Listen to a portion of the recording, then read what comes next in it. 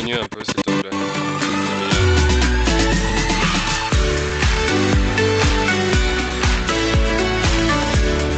C'est bon.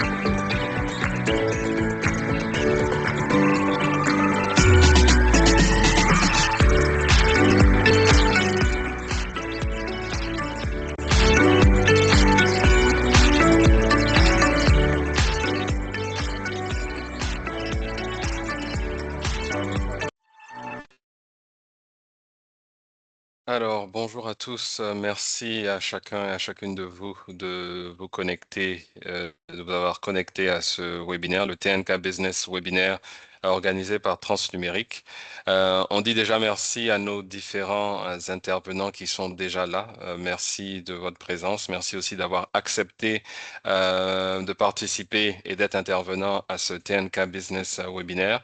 Nous allons commencer, nous allons nous donner encore 4 minutes, ce qui voudrait dire qu'à 11h05, nous allons débuter totalement ce webinaire.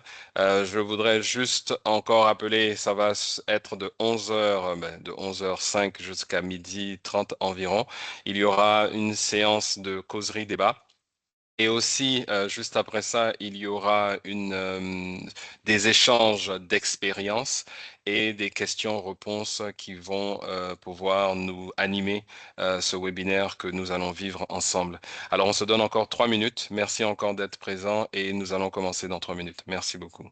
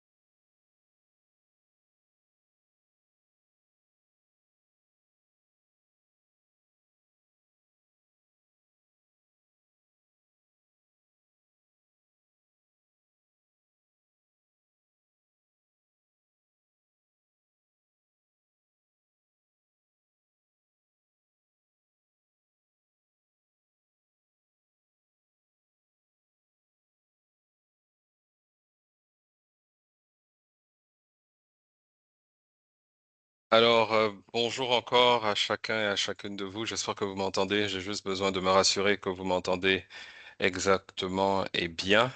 Nous allons débuter. Mais avant de débuter, je vais juste partager encore mon écran, juste pour que vous puissiez voir le programme de la journée, si on peut dire ça comme ça, ce qui, à la limite,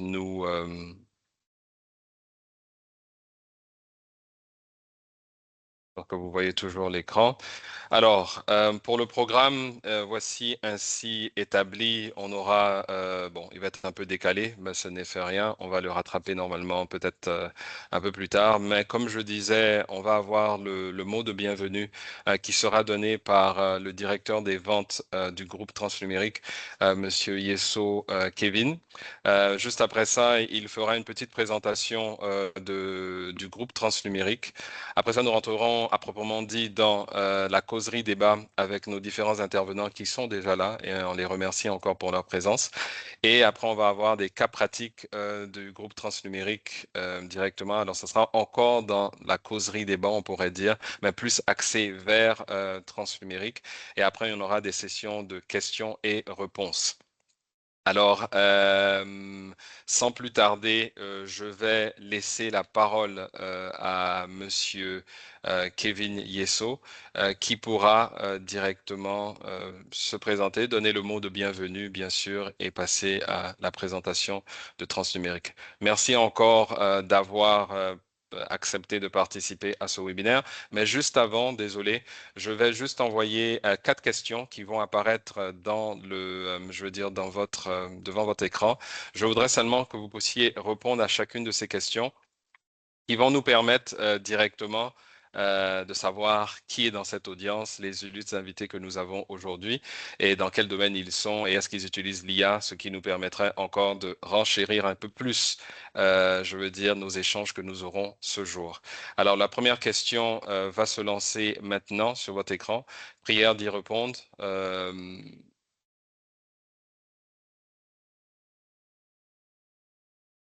Alors, la première question dit, quel est votre domaine d'activité? Alors, vous pourrez juste directement y répondre en cliquant.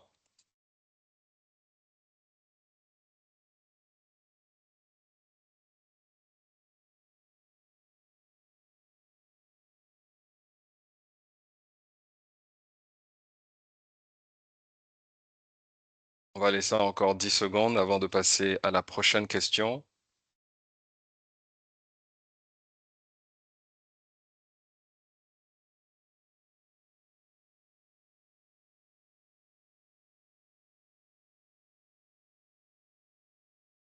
Alors, ce que nous voyons ici, c'est que 40% sont déjà dans le domaine des SI, 27% dans le domaine des banques et services financiers et 13% sont dans les secteurs publics et institutions, 7% dans l'assurance et 13% aussi dans services professionnels.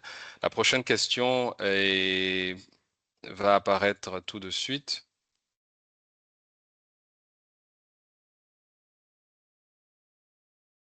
Quel est votre poste au sein de votre organisation?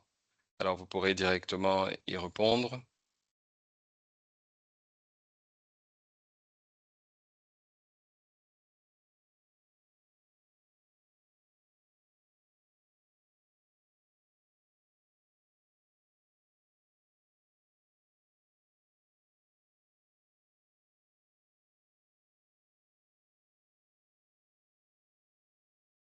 Je vois une main levée. Vous pourrez écrire juste dans le chat pour qu'on puisse savoir. Peut-être qu'il n'y a pas un poste pour vous. Peut-être c'est ça la question. S'il n'y en a pas, bon, vous pouvez passer à la prochaine question directement.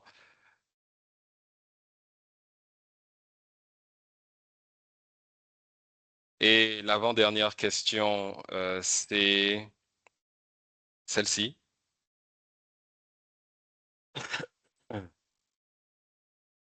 Utilisez-vous déjà des outils d'IA dans votre activité professionnelle? Alors oui, régulièrement, oui, occasionnellement. En phase de test, expérimentation, pas encore, mais intéressé, pas du tout. OK.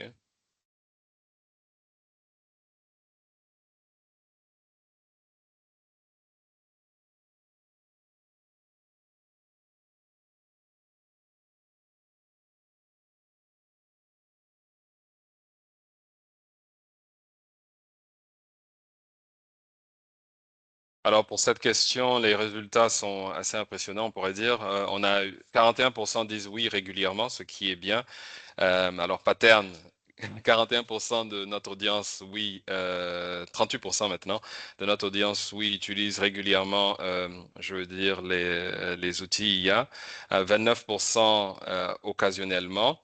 21% en phase de test, ce qui voudrait dire que la deuxième partie, ce sera beaucoup plus pour eux, on pourrait dire, et aussi pour ceux qui disent pas encore, mais intéressés, 13%. Et on va passer à la dernière question avant qu'on laisse le micro, si je peux dire ça comme ça, à Kevin.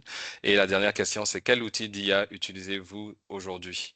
Alors, ça peut être tous, ça peut être un seul. Il y a Microsoft Copilot, il y a ChatGPT, il y a Google. On aurait pu mettre aussi DeepSeek, mais on peut le rentrer directement dans autres outils d'IA. Alors, voilà pour les questions que nous voulions que vous puissiez y répondre. Nous vous remercions déjà d'avoir répondu. Ici, je laisse encore quelques 5 petites secondes pour pouvoir donner une idée des réponses ici. Alors, nous avons 30% disent utiliser déjà Microsoft Copilot, 32% ChatGPT, 21% Google Gemini et puis 15% autres outils de IA. Alors sur ce, nous vous remercions pour avoir répondu à ces différents pôles qui sont nécessaires pour la continuation de ce webinaire. Sans plus tarder, Kevin, tu as la parole.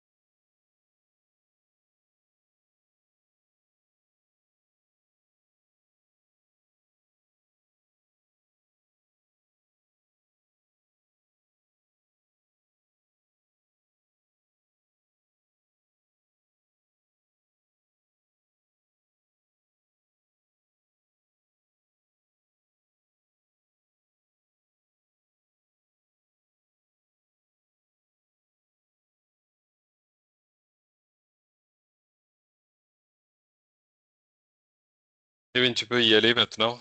Normalement, c'est bon. Très bien, merci Hervé. Je commençais à désespérer un petit peu. Donc, très bien, merci de m'avoir ouvert le micro. Alors, on tenait vraiment à tous vous remercier pour votre présence à ce webinaire. Un thème très intéressant, comment créer concrètement de la valeur avec l'intelligence artificielle.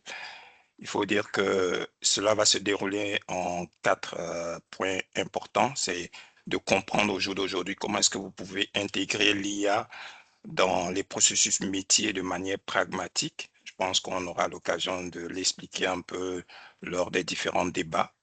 Et également, comment est-ce que vous pouvez identifier des cas d'usage à forte valeur ajoutée pour votre entreprise et comment est-ce que l'IA peut être un levier de performance, d'innovation et de compétitivité. Et puis, on verra un peu quelques retours d'expérience et de bonnes pratiques. Donc, encore une fois, on vous souhaite la bienvenue à ce webinaire. Maintenant, on va rapidement présenter le groupe Transnumérique. Hervé, si vous pouvez projeter les slides, s'il vous plaît.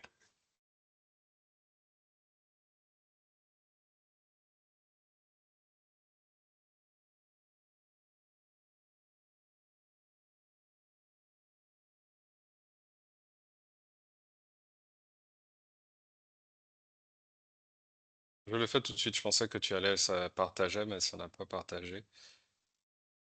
Je n'ai même pas la fonctionnalité. Donc, allez-y, partagez. D'accord, c'est bon. Normalement, ça devrait être bon. Ouais, c'est Si bon. je me trompe.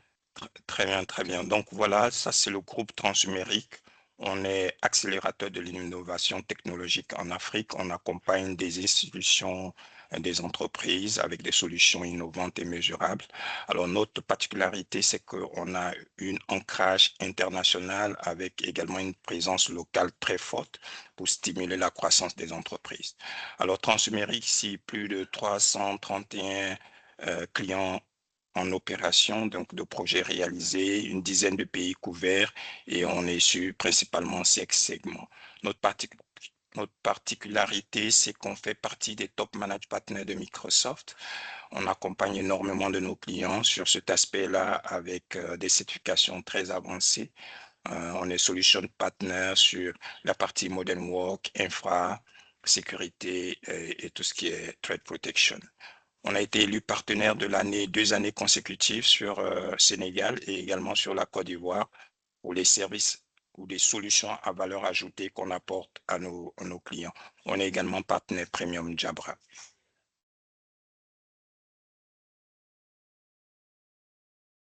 Alors, ce qu'il faut savoir, ce qui nous définit, c'est vraiment notre vision, c'est être le leader de la transformation technologique sur le continent. Notre mission, c'est stimuler la croissance et la résilience grâce à des solutions innovantes et technologiques, et on a nos valeurs, et c'est ce qui représente vraiment Transhumérique. On pourra parler de ces valeurs-là. Next.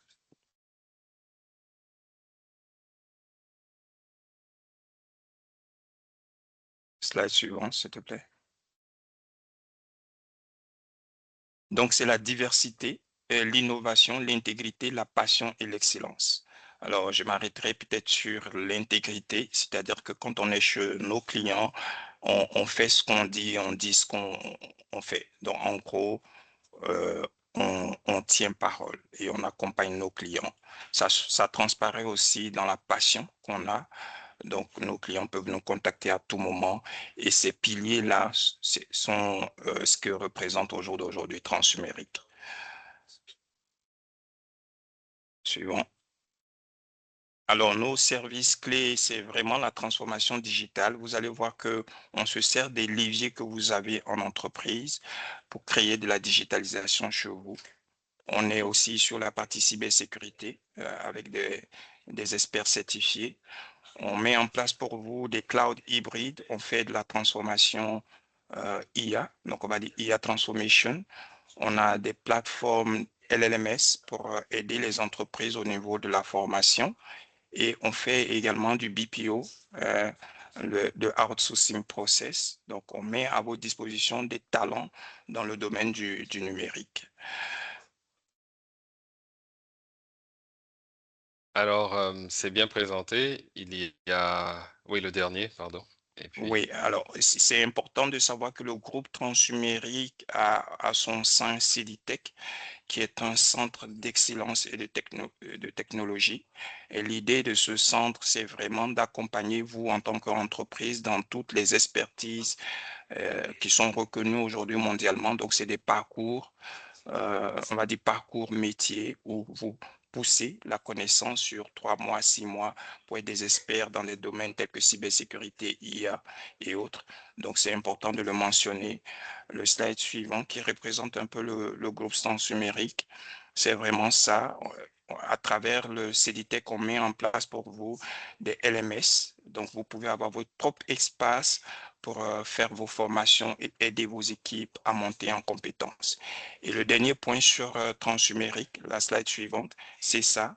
Au jour d'aujourd'hui, on met à vos dispositions des équipes d'experts pour vous accompagner dans vos projets. Donc, c'est Business Process Outsourcing, l'une des branches aussi de Transhumérique pour vous accompagner. Donc, voici un peu présenté de façon, on va dire, succincte, Transhumérique. Et on vous remercie. merci beaucoup, Kevin. Tu t'es pas présenté. Ça, c'est une des petites erreurs. Tu t'es pas présenté. Alors, il faudrait que tu te présentes avant que je passe le micro à Paterne qui se présentera ainsi que nos intervenants. Alors, je te laisse pouvoir te Ok, présenter. j'ai cru que tu l'avais fait. Je suis Kevin Mais ça fait Yesso, rien. je suis le directeur des ventes de Transhumérique. Je couvre un peu la région. Merci.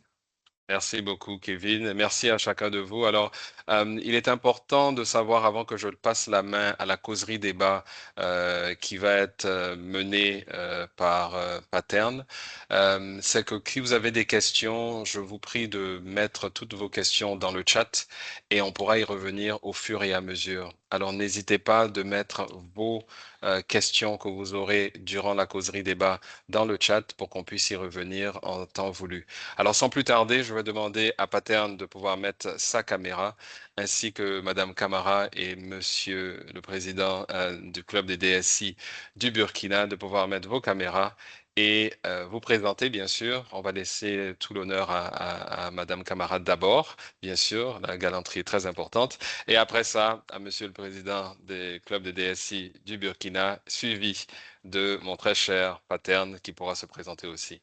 Madame Camara, la parole est à vous. Bonjour à tous, bonjour Hervé, merci beaucoup. Je suis Hadi Kamara, directrice des systèmes d'information au niveau de Africa Bank Sénégal et du groupe Africa. Donc, je suis très heureuse de participer à cet webinaire pour pouvoir partager avec vous l'expérience qu'on a aujourd'hui sur l'usage de certains outils IA et l'adoption de l'IA de façon générale. Merci beaucoup. Merci beaucoup, Madame Camara. Alors, on va passer à Monsieur le Président du Club de DSI, Monsieur Kombari, pour pouvoir se présenter. Merci beaucoup pour la parole. Bonjour à tous et un grand merci encore à Transnumérique pour ce webinaire centré sur la valeur créée par l'IA. C'est un honneur, c'est une joie d'être là. Donc, je suis Clément Kombari, donc directeur groupe des systèmes d'information de Coris Holding et également président du club des DSI du Burkina Faso. Donc, toute la joie ce matin et l'honneur sont au rendez-vous. Merci. Merci, Monsieur le Président. Merci beaucoup. Et bien sûr, la parole à mon très cher Paterne pour pouvoir se présenter et directement introduire la causerie débat. Merci Hervé, bonjour à toutes et bonjour à tous. Je suis Paterne Bazibizonza, je suis consultant en transformation digitale et innovation. Et justement, l'IA fait partie de l'innovation que nous mettons en œuvre dans le cadre de Transnumérique. Et justement, puisqu'on parle de l'IA, puisqu'on a des acteurs bancaires, permettez que je commence par vous pousser un lien dans le chat. Je vais le citer, mais je le pousse pour que vous puissiez le regarder. Ce lien va être un peu notre fil d'Ariane en arrière-plan du sujet sur lequel nous allons échanger avec M. Kombari et Mme Camara. Alors, pourquoi c'est important? C'est parce que l'année passée, donc ça fait même pas un an, le 21 mai 2025 à Dakar, il y a eu une conférence internationale sur le thème l'intelligence artificielle, opportunités et défis pour les banques centrales. À cet événement s'est présenté presque toutes les banques centrales d'Afrique, que ce soit celle d'Afrique de l'Ouest, celle de Maurice, celle du Mozambique, celle de la zone Afrique centrale et d'autres banques centrales. Il a s'agit pour eux, en 2025, écoutez-moi bien, en 2025, de parler de l'IA, des opportunités et de ses défis. Et le président de la Banque centrale d'Afrique de l'Ouest, M. Kassebrou, a indiqué que depuis juillet 2024, un comité de réflexion sur l'intelligence artificielle a été mis en place au sein de la BCAO, donc la Banque centrale de l'Afrique de l'Ouest, et elle a pour mission de proposer une feuille de route pour le déploiement de cet outil. Pourquoi j'en parle et pourquoi c'est important pour nous? C'est parce que l'IA n'existe pas d'aujourd'hui. ChatGPT, qui nous a mis dans une course folle, a été lancé depuis un certain nombre d'années maintenant.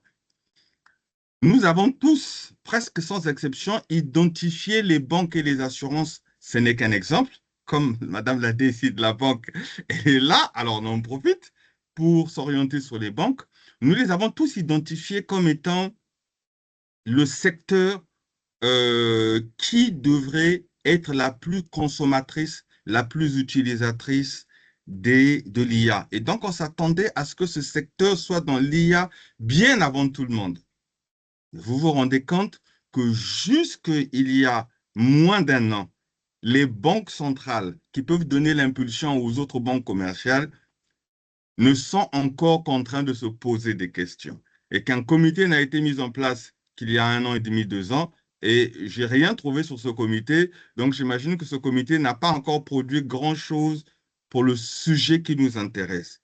Et c'est dans cet environnement-là que nous voulons tenir cette causerie débat.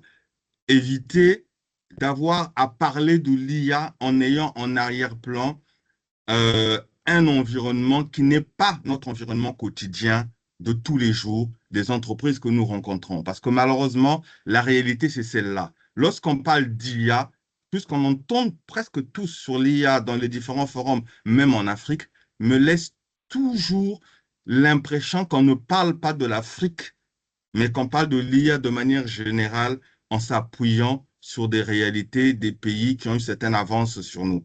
On va essayer de rester dans notre contexte africain et justement, en restant dans ce contexte africain et en ayant cet arrière-plan, je souhaiterais commencer par poser une question au président du DSI Club de Burkina. Je commence par M. Kombari pour une raison.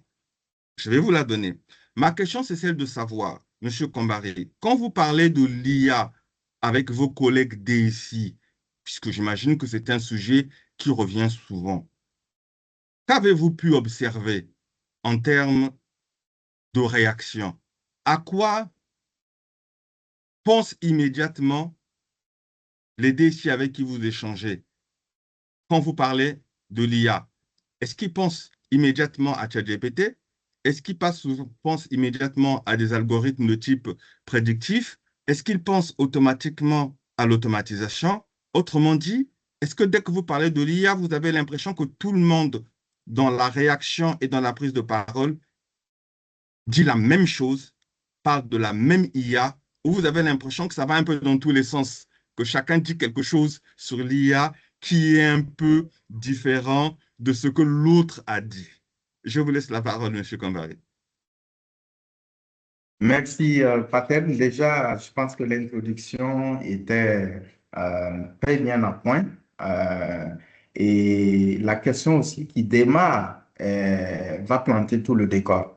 Effectivement, entre collègues, quand on se retrouve et ce genre de questions vient sur la table, mais je vous assure qu'on a un mélange qui est constaté.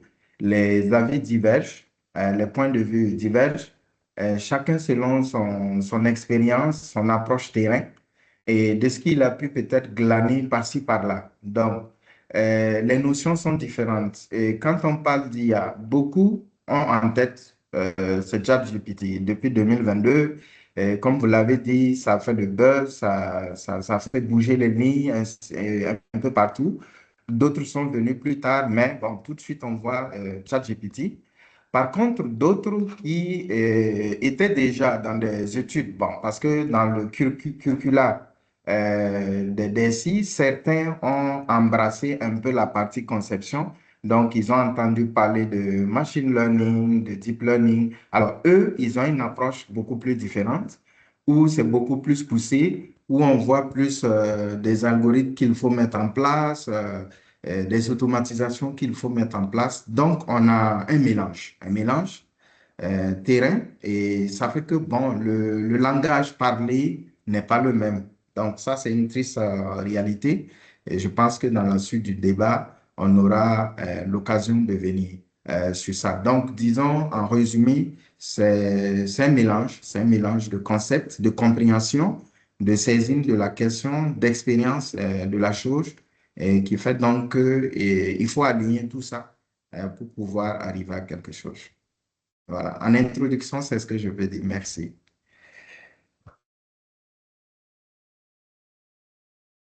Paten? Allô, Pater, on t'a perdu?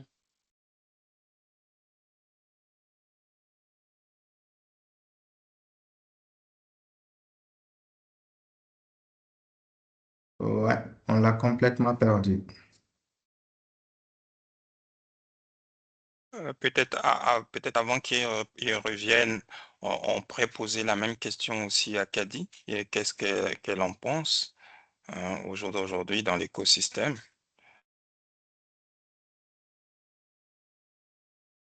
Merci beaucoup.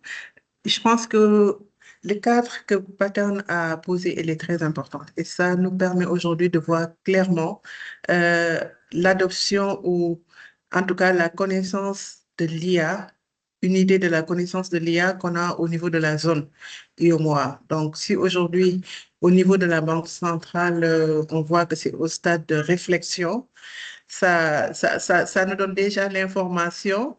Et effectivement, je confirme ce que mon collègue Clément vient de dire hein, par rapport au collègue Haïti. Je pense que au niveau de la partie purement technique, on a certaines personnes qui ont une connaissance quand même de ce qu'est l'IA, mais paradoxalement aussi, on a une autre population qui identifie l'IA aujourd'hui à ChatGPT.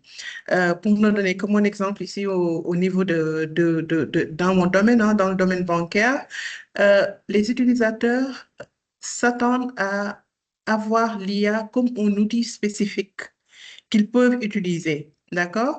Donc ici, on va aller par exemple sur l'IA conversationnelle, le modèle qu'on a aujourd'hui avec ChatGPT, où tu poses des questions et que les gens répondent, on voit des chatbots, etc. Donc les utilisateurs, en même temps, ils te parlent de l'IA, mais ils ne te parlent que de cette IA-là. Donc même la connaissance aujourd'hui de l'IA, la connaissance de l'application de l'IA dans notre métier, je pense que cette connaissance aujourd'hui, elle est très, très faible. Et de notre côté, aujourd'hui, ce qui est fait, c'est vraiment des sensibilisations pour un peu essayer de, déjà, pour le top management, essayer de leur parler un peu de l'IA. C'est quoi l'IA? Quels sont les domaines d'application? Parce qu'il y a une multitude de domaines d'application, il y a une multitude d'IA qu'on peut appliquer dans notre métier. Donc, juste pour revenir sur la question, effectivement, on a une connaissance mixte côté euh, purement ceux qui sont dans le domaine IT, mais je pense que dans le domaine métier, quand même, il y a une méconnaissance vraiment de l'IA et de ses utilisations. Merci beaucoup. Merci beaucoup pour votre réponse. Malheureusement, il a un problème de connexion, il est en train de se connecter, mais on va quand même avancer. C'est le plus important quand même. Une des questions qui revient la plupart du temps, c'est l'IA, OK, l'IA ou les IA. La question du polyformisme de l'IA. Alors, quand on entend, par exemple, IA dans votre travail, vous pensez à quoi en premier? Je sais qu'on a parlé de ChatGPT, algorithme, comme vous l'avez dit, mais est-ce que aujourd'hui, on peut vraiment faire une différence entre l'IA et les IA? Alors, je vais commencer bien sûr avec cette question avec Madame Camara, qui avait déjà commencé à un peu parler de ce qui est fait, mais d'essayer de développer cette question un peu plus. Alors, c'est vrai que dans le langage courant, aujourd'hui, on parle de l'IA de façon générale, comme je le disais tout à l'heure, hein, comme un outil qu'on peut utiliser. Mais pour nous, aujourd'hui, qui sommes dans le domaine technique, on voit plus une conception des IA. Pourquoi? Je m'explique. Effectivement, pour moi, l'IA est polymorphe. Je vais juste me limiter, par exemple, à l'usage de ChatGPT que tout le monde connaît, qui est un IA conversationnel qui nous permet de faire un certain nombre d'informations. Mais en dehors de ChatGPT, on voit qu'aujourd'hui, par exemple, l'IA est utilisée dans d'autres domaines, dans les domaines de l'analyse financière, par exemple. Ça, c'est d'autres types d'IA qui sont utilisés, qui sont carrément dans la prédiction. D'accord? Ils sont appliqués aussi dans le domaine de la robotique. Donc, pour moi, tout ça sont des IA, pour ne citer que ces exemples-là. Et si on se limite juste à parler de l'IA, donc pour moi, on se tromperait. Donc, pour ma réponse, l'IA a un caractère polymorphe, c'est-à-dire en fonction du domaine d'application, il y a plusieurs types d'IA qui peuvent être utilisés. Merci. Merci beaucoup pour votre réponse. Est-ce que, Monsieur Combari, vous voulez renchérir là-dessus ou rajouter quelque chose de plus, de par votre expérience aussi, avec les différents casquettes que des fois que vous jonglez en tant que président des DSI et en tant que président DSI du groupe de votre banque? Tout à fait, merci. Je vais renchérir dans ce que donc Kadi a dit. Parce qu'effectivement, il faut qu'on arrive à faire la distinction.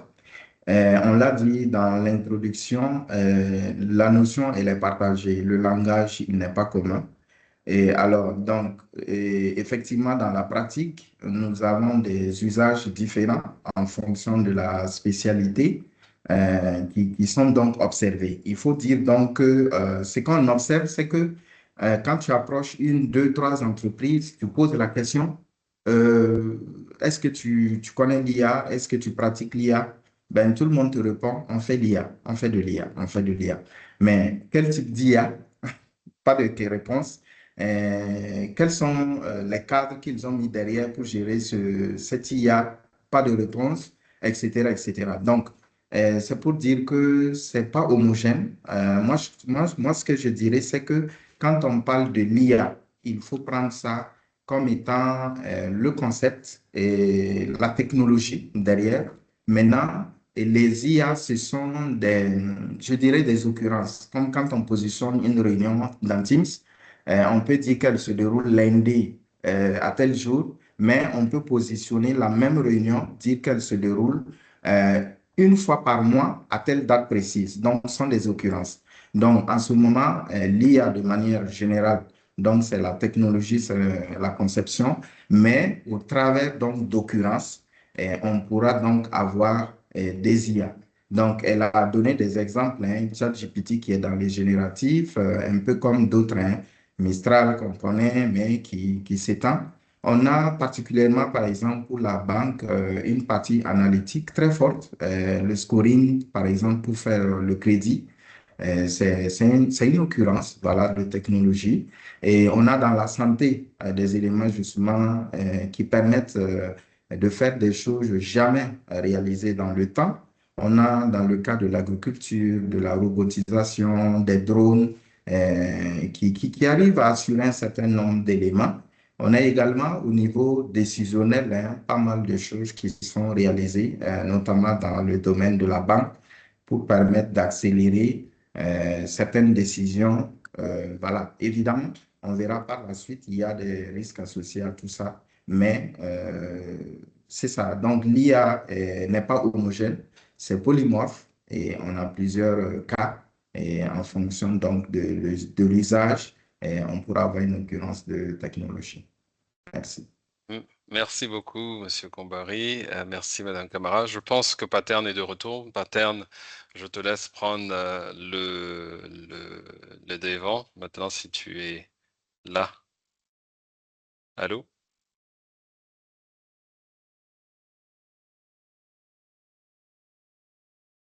On t'entend pas, hein?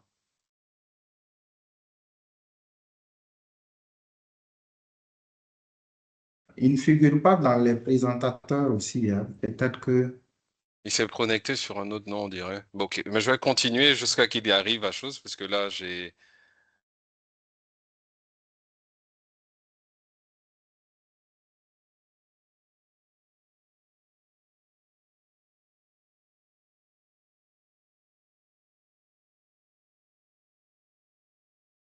Paterne, c'est bon maintenant, hein? Tu peux y aller. Tout a été chose. Alors...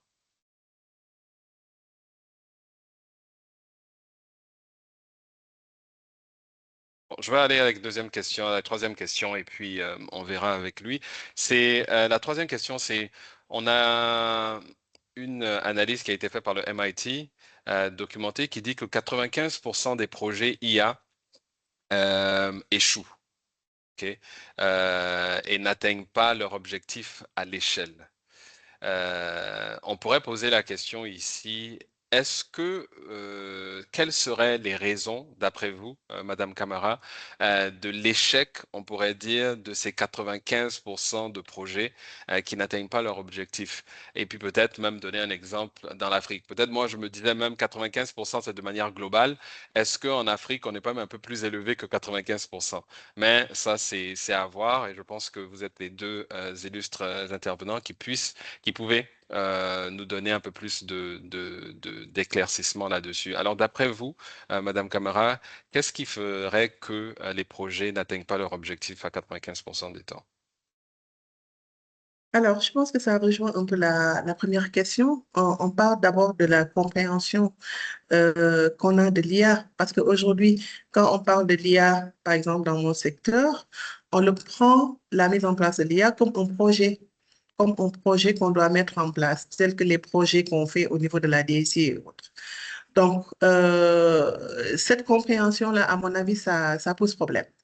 Est-ce qu'aujourd'hui, l'IA, c'est un projet qui doit être piloté par la technique, tout simplement, pour qu'après ce projet-là soit utilisé par les utilisateurs? Je pense que déjà, c'est dans la méthodologie.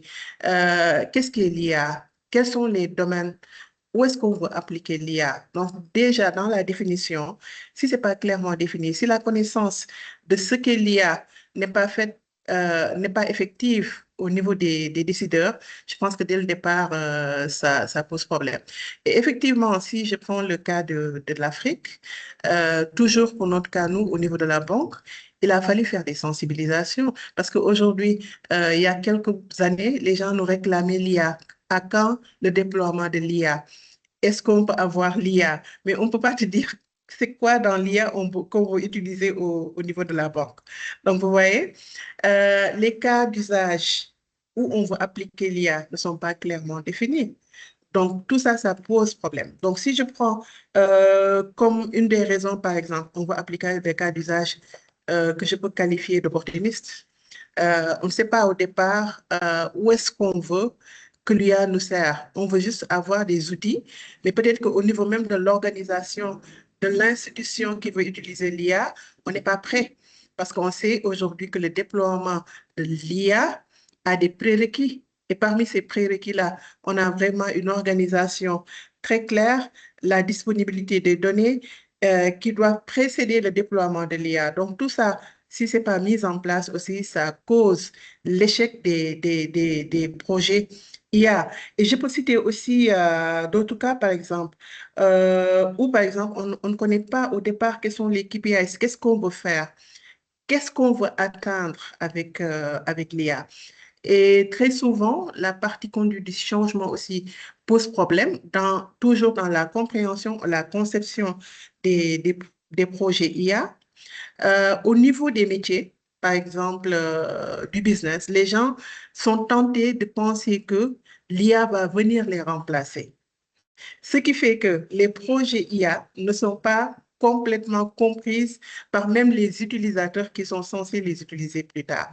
Et si dans la mise en place et la conception, le déploiement de l'IA au niveau des institutions, on n'associe pas ceux qui doivent les utiliser au final, on n'associe pas l'ensemble des départements, on n'associe pas le management des institutions, je pense que ça peut vraiment causer l'échec des projets. Et je suis d'accord avec vous, hein, pour moi, les échecs au niveau de l'Afrique, pour moi, le chiffre doit dépasser les 95%, effectivement, parce que quand on regarde en termes de statistiques aujourd'hui sur les entreprises qui te disent qu'ils utilisent l'IA, allons regarder réellement ce qu'ils utilisent, si c'est de l'IA, ou bien si on se limite juste à l'usage de ChatGPT. Aujourd'hui, on a par exemple des outils qui sont très importants.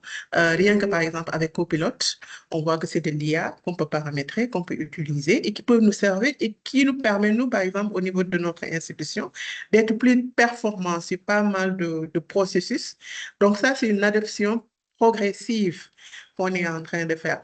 Donc, encore une fois, la manière dont on perçoit les projets IA, la conception qu'on en fait, la compréhension que les différentes entités des institutions ont de l'IA sont les principales causes des échecs des projets IA. Merci. Merci beaucoup, Madame Camara. Pattern semble avoir encore un problème, mais je ne sais pas, je vais continuer quand même. Alors, Monsieur Kombari, Monsieur le Président, est-ce que vous voulez rajouter quelque chose? Qu'est-ce qui pourrait aussi être à part bien sûr la formation, comme on a dit, les KPI qui ne sont pas bien définis, est-ce qu'il y aurait d'autres causes je veux dire, de cet échec-là, de ces différents projets IA que vous pourrez commenter? D'accord, merci beaucoup. Je vais ajouter effectivement quelques éléments au point pertinent déjà souligné par Kadi.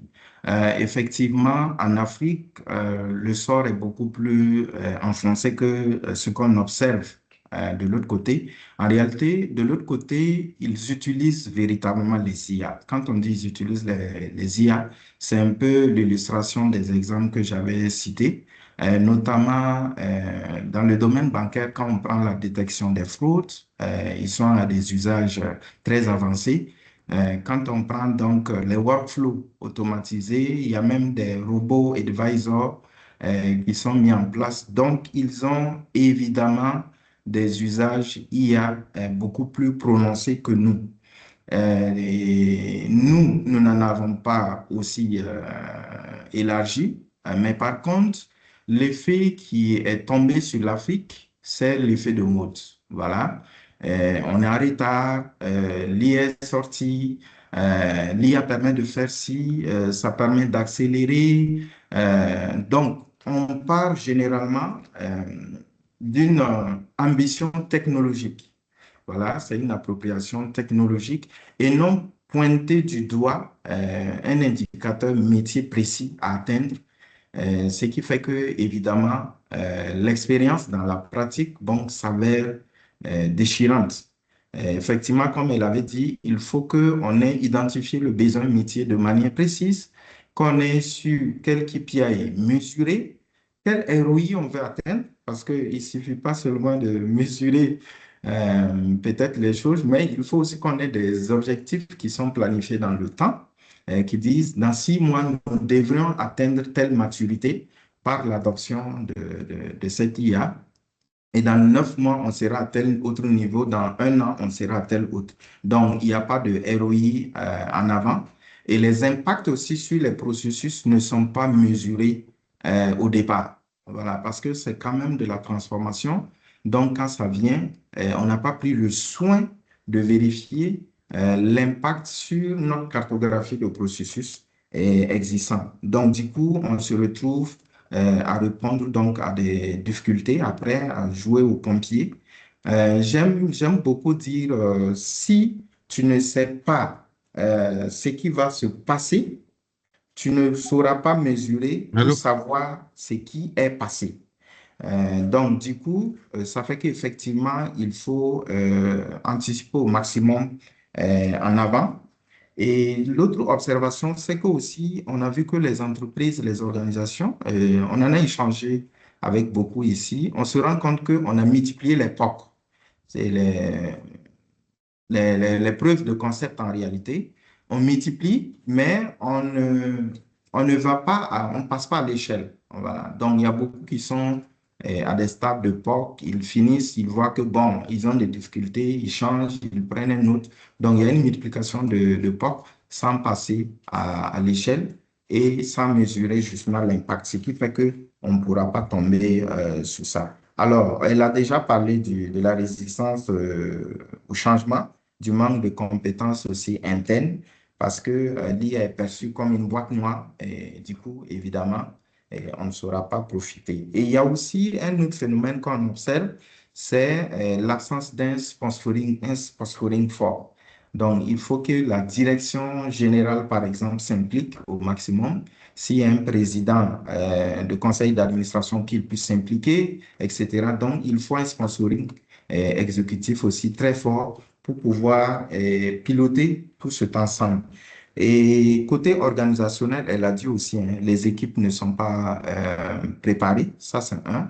Elles ne sont pas formées et sensibilisées. On a des silos organisationnels, des données qui sont un peu transverses et qui ne sont pas gouvernées, qui ne sont pas bien organisé. Donc, du coup, évidemment, ça va échouer puisqu'on a un élément. L'autre élément aussi qu'on a vu récemment à travers un sondage, c'est le manque de gouvernance en réalité de l'IA lui-même. Il n'y a pas de cadre. Il n'y a pas de cadre pour dire est-ce que et qui est responsable et quel est notre degré d'acceptation ou d'application de l'éthique. Quels sont les risques, comment on gère la sécurité. Donc, il n'y a pas de cadre dessus. Et l'autre chose, c'est la mauvaise qualité des données parce qu'en Afrique, on a déjà ce problème qui date. Si vous remarquez, les banques, hein,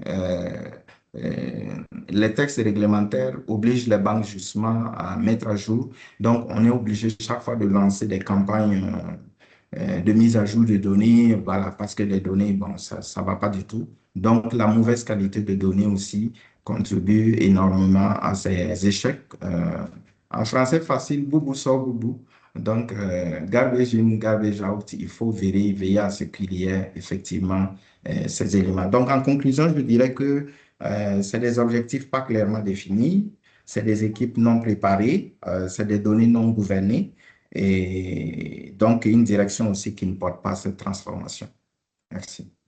Merci beaucoup. Je pense que maintenant, Paterne, tu es de retour. C'est les aléas Oui, du direct. si je peux intervenir, si je peux résumer tout ce que je viens d'entendre, c'est qu'on a deux gros soucis quand on parle d'IA dans nos latitudes. Un, ce sont les objectifs qui ne sont soit pas fixés ou soit pas clairs. Et deuxième chose, l'IA est en fait un projet de direction générale. et pas un projet IT. D'ailleurs, récemment, j'ai partagé mon expérience des 2, 3 dernières années dans la mise en œuvre et la gestion des projets IA sur LinkedIn. J'ai ressorti des expériences en relation avec ça, des projets IA qui ont été lancés avec un accord tacite, j'ai envie de dire ça, du DG, et qui ne sont pas allés très loin. Ce n'est pas que les projets n'ont pas été réalisés, ils ont bien et bien été réalisés, mais quand il fallait valider, tester, passer à autre chose, ni les métiers n'étaient disponibles parce qu'ils ont des choses plus importantes à faire, ni le DG n'était disponible parce que, bon, il a donné son OK, mais bon, il ne voyait pas très bien en quoi ce projet changeait sa vie, ni la vie de ses clients. Donc, cette expérience-là, je suis d'accord avec vous.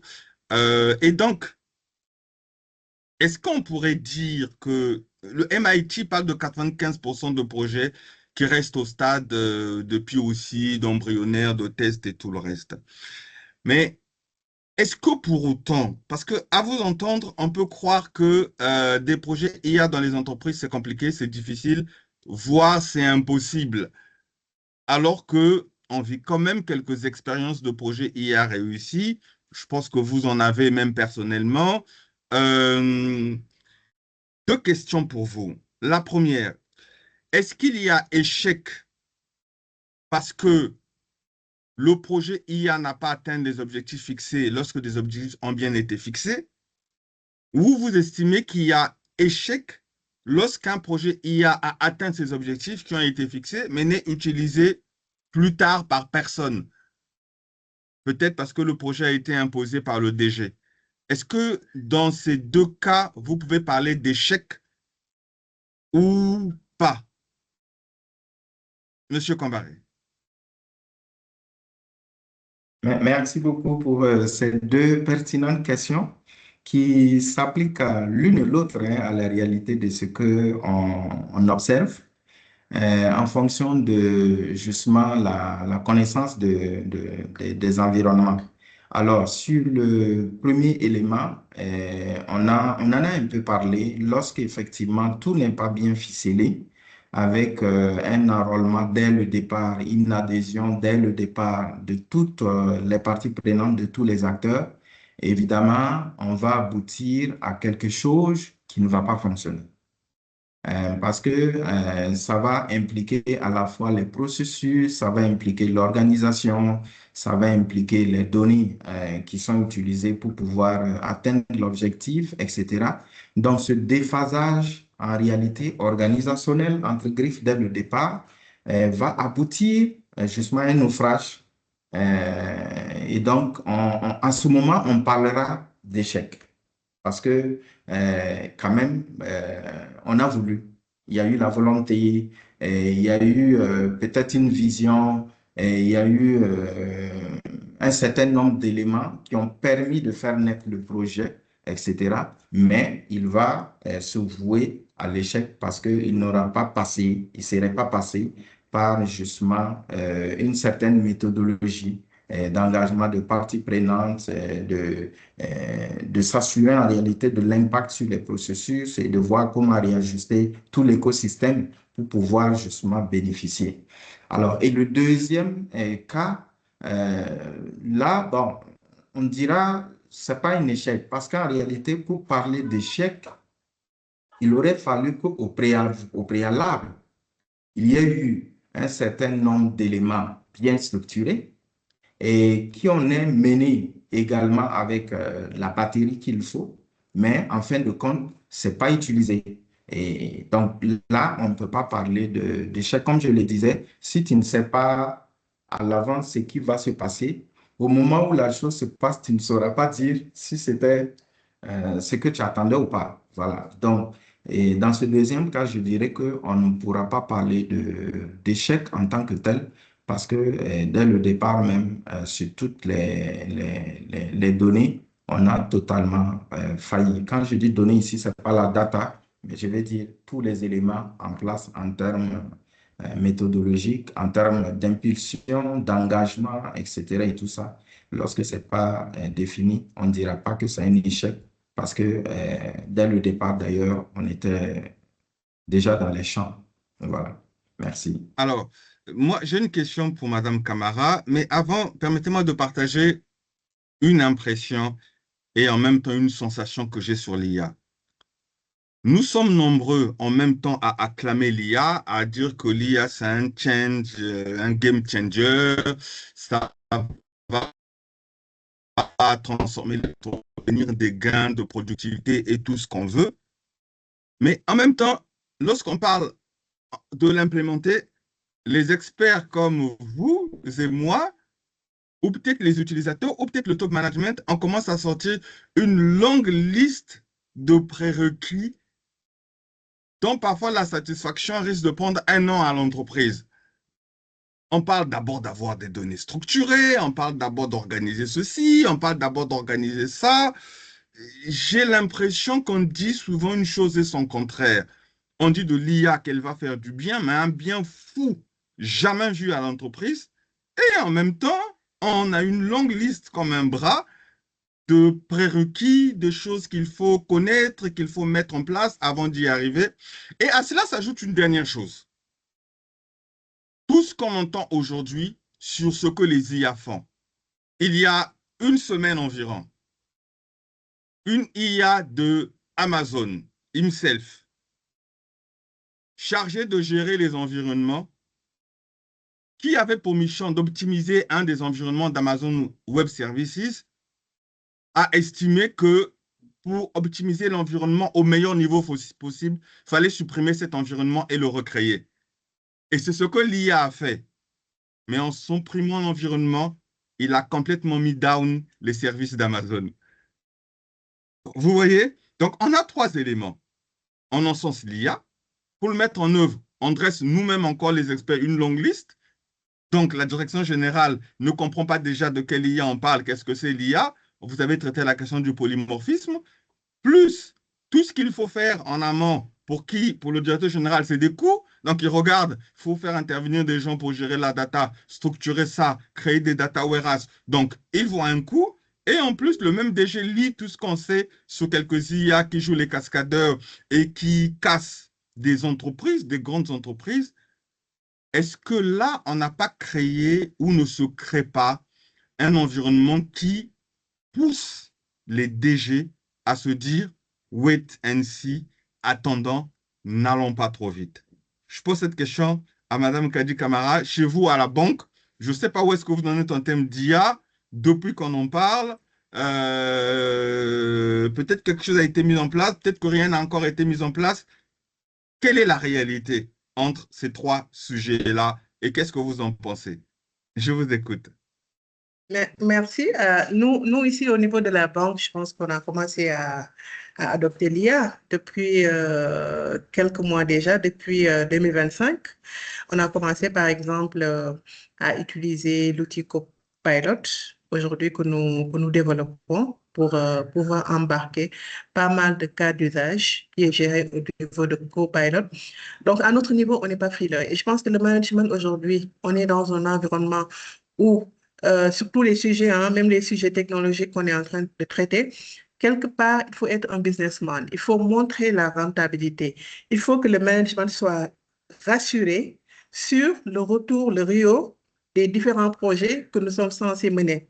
D'accord? Et sur le cas de l'IA, si on déploie aujourd'hui ou on met en place une stratégie IA, moi je ne parle pas de projet IA parce que pour moi l'IA, ce n'est pas un projet ponctuel qu'on va mettre en place. Je parle vraiment d'un déploiement sur le court et le moyen terme. Maintenant, ce déploiement-là, on doit pouvoir le subdiviser en différentes parties et adopter une méthode agile qui permet au management de voir la rentabilité, de voir les résultats à court et moyen terme sur les différents sujets qui seront traités par l'IA. Et effectivement, on a parlé tout à l'heure du polymorphisme de l'IA. On a parlé des différents cas d'usage qu'on peut mettre en place aujourd'hui avec l'IA. Effectivement, il y a des applications qui nécessitent une certaine organisation, qui nécessitent de la donnée, et ainsi de suite. Donc, pour moi, il faut aller sur des quick wins. Il faut aujourd'hui attaquer les problèmes principaux de la banque et les adopter de façon agile subdiviser les projets comme on le fait à l'instar des autres projets pour pouvoir donner un résultat concret au management, pour pouvoir donner un résultat concret aux utilisateurs. Et un aspect qu'on a abordé tout à l'heure, c'est la partie conduite du changement. Un projet IA, aujourd'hui, que ce soit au niveau de la banque, que ce soit au niveau des autres instructions, on ne peut pas le prendre comme un projet IT. L'IA, le déploiement de l'IA n'est pas un projet IT.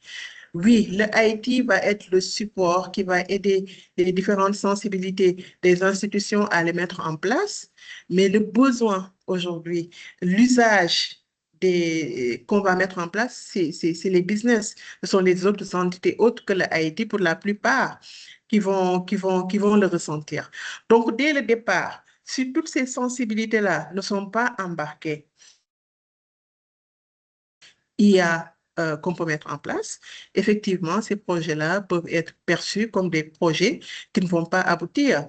Et l'autre élément aussi qui est très, très important, je pense qu'on a abordé faiblement tout à l'heure, c'est la partie conduite du changement. Aujourd'hui, les gens sont un peu frileux sur l'IA parce que quand tu expliques tout ce que l'IA peut faire, automatiquement, on pense qu'on devient inutile après le déploiement de l'IA.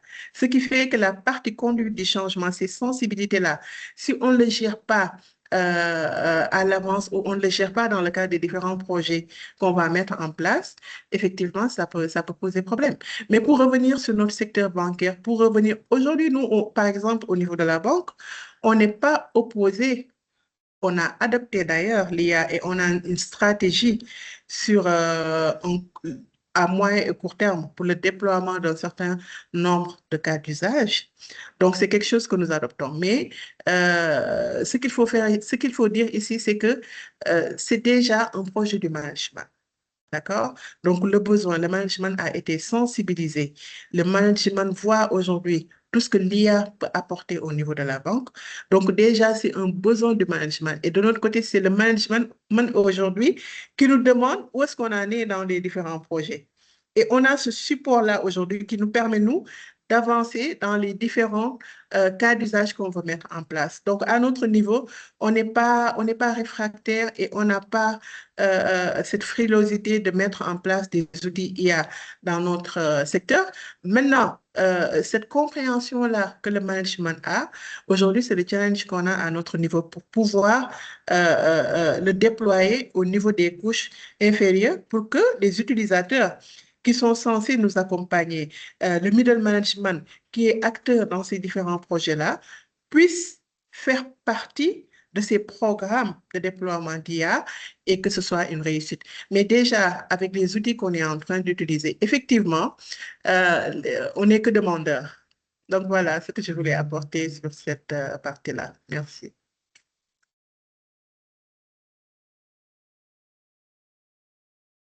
Micro. Oui, Madame Camara, je reste avec vous.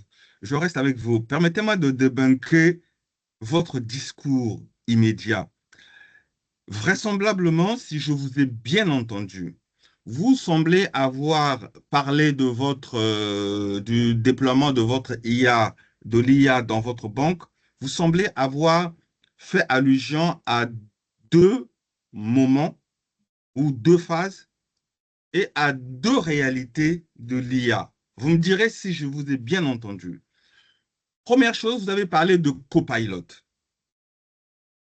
Copilot est un outil d'IA. Donc, Copilot, c'est un ensemble de services d'IA fournis par Microsoft et directement avec votre PC ou avec vos licences. Et vous avez commencé par Copilot. Et plus tard, vous avez parlé de projets d'IA pour lesquels vous avez besoin de mettre en place une approche, pour lesquels vous avez besoin d'une stratégie. Est-ce que vous serez en train de faire une différence entre un premier niveau d'appropriation d'IA qui serait basé sur des outils existants, déjà disponibles, utilisables immédiatement, sans se casser la tête, sans ingénierie particulière, qui sont les copilotes, premier niveau d'appropriation, et un deuxième niveau où là, il faut créer l'IA, créer des outils d'IA dans l'entreprise à partir de stacks de développement, de paramétrage, Est-ce que vous êtes en train de découper la mise en œuvre de l'IA dans votre banque entre ces deux phases-là, avec ces deux formes d'approche? Est-ce que j'ai bien compris? Oui, c'est exactement ça, c'est ce qu'on a eu à faire parce qu'effectivement, pour nous, c'était clair qu'aujourd'hui, on ne peut pas parler de technologie sans intégrer les différentes IA qu'on a dans notre secteur d'activité. Donc, on avait une compréhension très claire de ce que l'IA pouvait nous apporter en termes de performance et de développement au niveau de la banque. Mais les utilisateurs, le management de façon générale, n'avaient pas cette compréhension de l'IA. Donc, dans notre approche, on a commencé par une sensibilisation, mais on n'est pas resté sur des discours. La première étape, nous, par exemple, si je prends l'exemple, ce qu'on a fait l'année dernière, c'est qu'on a dit, OK, aujourd'hui, tout le monde parle de l'IA, tout le monde connaît ChatGPT, tout le monde veut utiliser. Donc, comment on peut faire pour que tout le monde, en fait, accepte l'usage de l'IA au niveau de notre institution. Donc, dans un premier temps, ce qu'on a fait, c'est qu'on a déployé Copilot. Copilot était disponible on avait déjà Office 365 avec tous les outils, les modules qui sont à l'intérieur. Donc, quand on a déployé Copilot, et que les utilisateurs ont commencé à les utiliser, que ce soit au niveau de leur mail, que ce soit au niveau même des réunions avec les transcrits et autres, ils ont commencé à adhérer à l'idée de voir que l'IA, c'est quelque chose qu'on peut utiliser, mais en fait, c'est quelque chose qui me permet aujourd'hui, moi, d'être beaucoup plus performant dans mon travail, mais ce n'est pas quelque chose qui va venir me remplacer. Et plus tard, on a vu qu'il fallait développer parce que la demande était là. On nous demandait finalement, est-ce qu'on peut avoir un outil IA? Donc, quand la demande vient du métier, le projet devient encore beaucoup plus simple et beaucoup plus facile. Parce que dès le départ, on a l'implication, le onboarding de toutes les sensibilités de la banque. Et nous, c'était vraiment la première étape qu'on voulait d'abord gérer, la sensibilisation, l'embarquement de toutes les sensibilités de la banque, avant même aujourd'hui d'aller sur des outils beaucoup plus complexes. Donc vraiment, ça, c'était au niveau de notre stratégie. Et effectivement, on a vu que Copilot, c'était quelque chose qui était simple à déployer, qui ne nous demandait pas vraiment une gestion de projet compliquée, d'accord? Et que derrière, on a des outils des agents qu'on pouvait configurer, affiner selon les différents besoins qu'on avait. Donc, c'est quelque chose qu'on a pris automatiquement. Et aujourd'hui, tout le monde parle de l'IA. Et tout le monde est prêt à participer dans les différents projets IA. Et on voit le résultat parce que au quotidien, dans tout ce que j'ai fait au cours de la journée, j'utilise des outils IA. Donc, du coup, je ne peux plus être réfractaire à ce changement-là que l'IA peut nous apporter. Donc, voilà, effectivement, je confirme que vous avez bien compris ce que je voulais dire. Bon, très bien. Alors, on va tenter d'être synthétique pour tenir dans le temps. Donc, du coup, Madame Camara fait une distinction entre l'adoption IA et la transformation IA. Du coup, elle fait une différence. L'adoption IA qui consiste à mettre à la disposition des collaborateurs des outils existants, prêts à l'emploi, qui ne requièrent pas des configurations particulières comme les copilotes, pour qu'ils commencent à les utiliser. Dans ce que vous nous avez dit, vous vous êtes rendu, je ne sais pas si vous vous en êtes aperçu, mais grâce à l'adoption, vous avez géré quasi automatiquement ou de manière embarquée la résistance au changement, parce qu'ils ont utilisé des outils qui n'étaient pas compliqués, qui étaient déjà disponibles. Donc, adoption. Et deuxième phase, sur laquelle peut-être vous êtes en train de discuter que votre management mette en place les budgets, tout ce qui est transformation, IA. Parce que si l'adoption touche aux collaborateurs plus ou moins de manière individuelle dans son quotidien de travail, en termes de production et de performance, la transformation, elle va toucher à l'entreprise en tant que système. Et là, on change de niveau. Du coup, je vous pose la question, M. Kombari, et vous allez comprendre pourquoi je souris. quand vous ramenez l'IA au niveau de transformation, vous touchez forcément au processus. Vous touchez forcément à la décision. Vous touchez forcément au pouvoir dans l'entreprise. Moi, j'ai été dans des entreprises. Quand on a présenté des POC, j'ai entendu dans la salle des collaborateurs dire « Ah mince, si ce truc-là, on l'utilise tous, alors on devient tous même chose. » Je vous donne le cas des sales. Les sales sont forts aujourd'hui parce qu'il y a un sales qui a des techniques, qui a accès à des documents, qui a accès à des informations qu'il garde pour lui, qui lui permettent d'aller plus vite que les autres. Si vous branchez tout ça à une IA pour avoir une connaissance générale, tout le monde a accès à la même chose. Tout le monde a accès aux mêmes outils. Donc, vous tous les sales, vous êtes alignés. Vous avez les mêmes informations. Du coup, connaissant cette réalité-là, parce que je pense que les managers le savent, en sortant de l'entreprise, je sais que le Burkina aussi a de très grands projets au niveau de l'IA appliquée à l'administration. Croyez-vous que des projets de transformation IA appliqués à l'administration ou même à certaines entreprises qui exposent, comme je viens de le dire, tout ce qui est processus, tout ce qui est pouvoir, entre nous, sans langue de bois. Combien de personnes, de managers, d'hommes politiques, de grands patrons sont vraiment prêts à ça? Est-ce qu'avec l'IA, on n'a pas les mêmes inquiétudes que celui de l'informatique qui mettait trop de lumière dans les processus, trop de lumière dans la gestion, trop de lumière dans l'administration? Est-ce que vous ne pensez pas que cette information, nos managers, nos hommes politiques l'ont, et que parmi les raisons qui font qu'ils freinent des quatre fers dans la zone de l'IA, qui disent l'IA c'est très bien, on va le faire, il n'y a pas de souci. Et quand ils ferment leur bureau, ils se disent les jeunes là, ils pensent que je ne sais pas. Hein. Qu'en pensez-vous, monsieur Comparet? Merci beaucoup. Je crois que je comprends pourquoi le sourire à l'entame. C'est un point qui nous rattrape, hein, effectivement, à l'avènement de l'informatique. Ensuite, de l'automatisation, quand vous allez voir les automatisations de process comme la douane, tout ce qui a trait aux imports-exports, aux impôts et autres, ça n'a pas été bien accueilli parce que effectivement, ça met en lumière beaucoup de choses. On ne peut plus désormais cacher certaines choses, on ne peut plus tordre en réalité la procédure, etc., etc. Donc, évidemment, quand on va au niveau transformation, la conduite de changement doit être autre qu'au niveau de l'adoption. Parce qu'au niveau de l'adoption, il s'agit de faire comprendre aux gens qu'ils seront des humains augmentés et pas remplacés.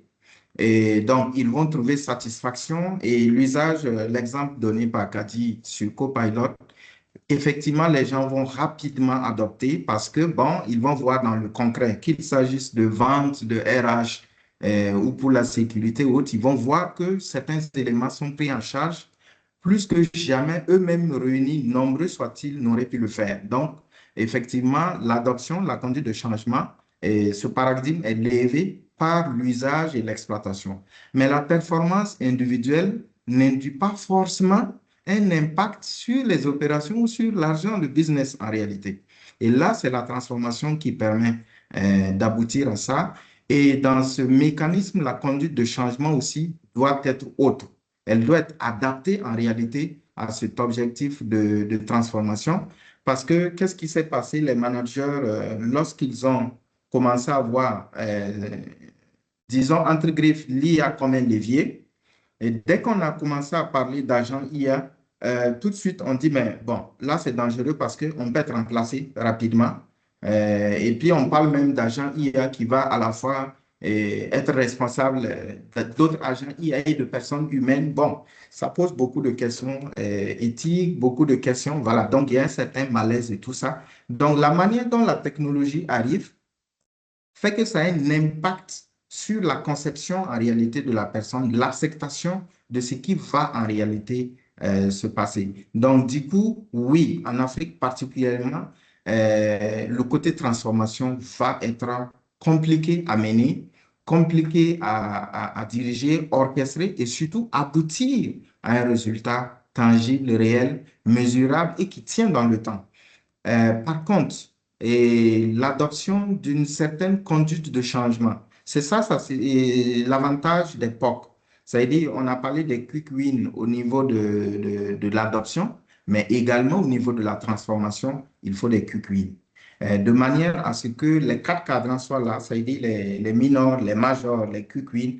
Donc, en fonction de l'impact et du temps que ça va prendre, qu'on puisse orchestrer progressivement de manière à ce que la personne voit, constate, s'approprie et décide lui-même, ou en tout cas, il a beaucoup plus d'aisance mentale à pouvoir accepter d'aller vers un certain niveau. Donc, en Afrique, il ne faudra pas qu'on aille vers des gros systèmes qui vont venir chambouler l'habitude des gens et les comportements ou en tout cas le confort des gens, mais euh, il faut choisir des use cases, des cas d'usage légers, mais qui seront porteurs. Alors, un exemple qu'on a pris, je pense, c'était sur la place du Maroc. Lorsque vous avez regardé dans leur stratégie et souveraineté, ils ont progressivement dit, OK, si on veut attaquer tout de suite les instances de manière isolée, on va souffrir. On va faire en sorte de faire comprendre, par exemple, que l'État civil ne saurait, par exemple, se détacher et de l'ONU, en fait, ceux qui organisent un peu tout ce qui est à l'international, c'est-à-dire l'identification, les sorties et autres.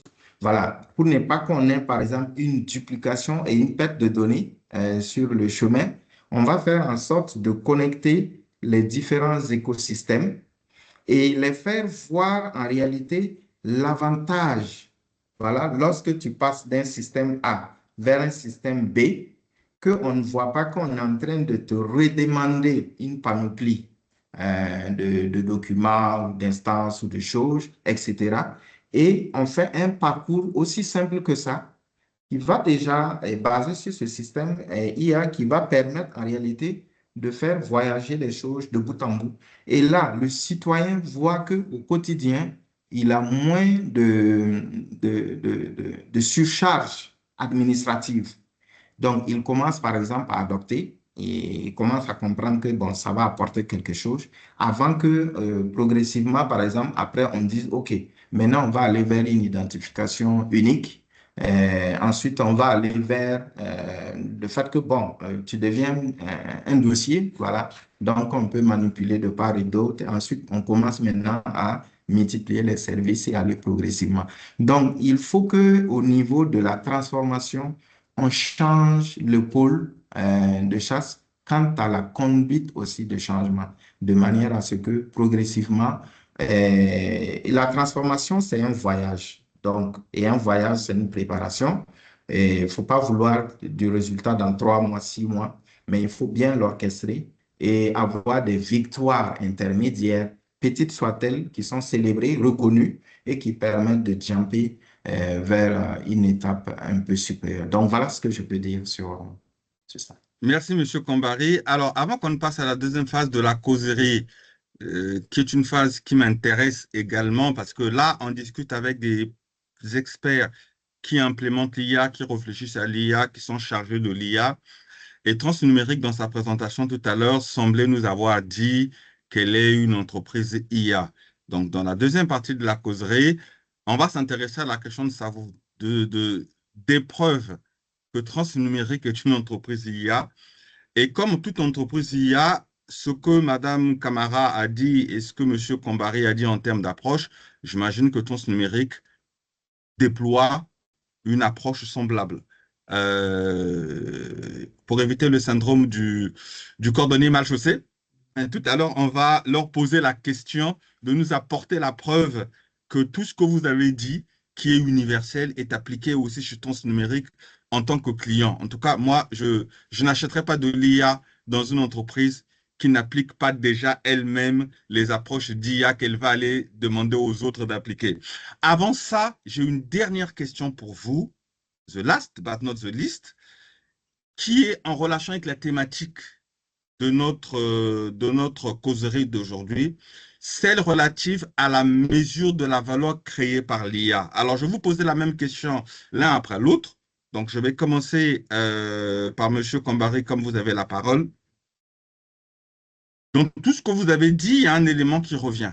C'est celle de la valeur créée par l'IA, celle de la productivité de l'IA et toutes ces choses-là, tous ces mots savants et intelligents que nous mettons devant nos managers pour qu'ils acceptent de signer le chèque de l'IA. La question, quand on parle de productivité, est-ce qu'on peut voir cette productivité dans le bilan de l'entreprise? Comme on peut voir la productivité ou l'apport à l'entreprise des autres secteurs de l'entreprise, comme la comptabilité, comme les gestions de ressources humaines. Est-ce qu'il y a un moyen d'évaluer, comme on dit, cette valeur créée? C'est la même question, mais je peux la reformuler autrement. Comment, puisque vous allez forcément me dire que l'IA crée de la valeur. Alors donc, deuxième question qui complète la première, sans être une question auxiliaire, comment la valeur créée par l'IA peut-elle être séparée des autres valeurs? Vous savez qu'on a eu ce problème dans l'informatique, je vais y arriver, où l'informatique a toujours été considérée comme un centre de coût. Ça ne fait que sortir de l'argent, on ne voit jamais ce que ça apporte. Est-ce que l'IA ne tombe pas dans dans la même situation? Ce qui fera qu'à moyen terme, peut-être que nos managers, quand la hype de l'IA passée, tout ça, l'IA passera, ils vont commencer à restreindre les budgets et mettre fin à certains projets IA. Alors, comment peut-on identifier ou évaluer la valeur que l'IA crée dans l'entreprise? Est-ce que vous avez quelques tips, quelques KPI, quelques éléments à nous apporter qu'on pourra mettre également devant nos patrons, nos top managers? Je commence avec M. Kambari. On va essayer d'être synthétique. Et après, on passera à Mme Kamara. Vous avez la parole. Ok, merci beaucoup. Alors, sur la question, moi, je dirais que l'élément essentiel qu'il faudrait décliner, notamment quand on prend des entités, des organisations qui ont plusieurs pressions, une pression réglementaire, une pression de clients, internes ou externes, une pression des partenaires, etc. Il faut bien avoir un processus de gestion de la valeur claire. Je m'explique. Alors, la valeur pour moi, il y a une valeur qui est liée, par exemple, la valeur du client, la valeur pour le client, la valeur pour l'entreprise elle-même, la valeur pour le personnel en interne, la valeur pour les partenaires, la valeur pour... Il faut arriver à catégoriser les différents types de valeurs et la manière dont ça se mesure, parce que ça ne se mesure pas de la même manière. Le client qui est dehors, et ses besoins, ses attentes et autres, c'est différent du personnel qui est dans le bureau et qui contribue tous les jours justement à l'impact sur le chiffre d'affaires et les partenaires qui sont là, les régulateurs et autres. Pour moi, une bonne définition de la valeur par partie prenante est un bon début pour pouvoir maintenant identifier des indicateurs adaptés à chacune de ces catégories de valeurs. De telle manière qu'il y a des valeurs tangibles, des valeurs non tangibles. Donc, lorsque ça se réalise et ça fait partie de la vision, il y a une satisfaction.